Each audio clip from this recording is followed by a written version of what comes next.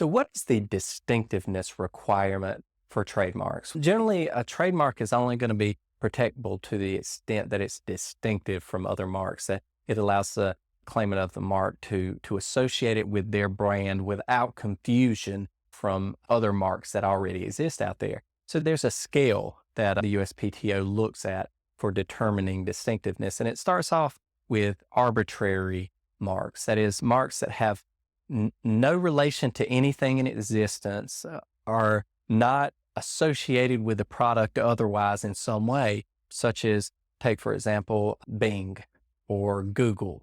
These things have no descriptive nature or any relationship in any way to the underlying product. In that way, again, it's a made-up word, if you will. So it's just an arbitrary combination of letters thrown out there to be representative of a mark, okay, of a brand. All right.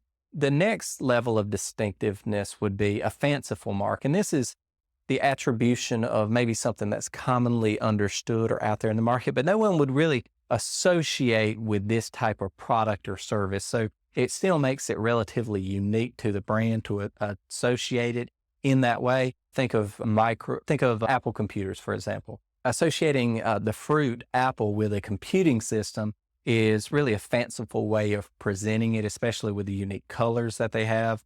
In that way, it's not something you would generally associate with it, okay? In other situations, the next level of distinctiveness would be a suggestive mark. That is, these words, a combination of the words are suggestive of what the product or service being branded does or what it relates to. It doesn't necessarily describe it, but it does have some relationship to it. Microsoft, for example, small software. Okay, so these are words that you would associate with what the company is offering, but again, it's not necessarily descriptive of the company. So that's the next level of distinctiveness. And to this point, as long as it doesn't infringe on some existing marks out there and create some level of confusion between the product or service being offered under this mark and someone else's product or service under a similar mark, as long as there's no confusion out there, then generally that's going to meet the standard for distinctiveness required by the USPTO.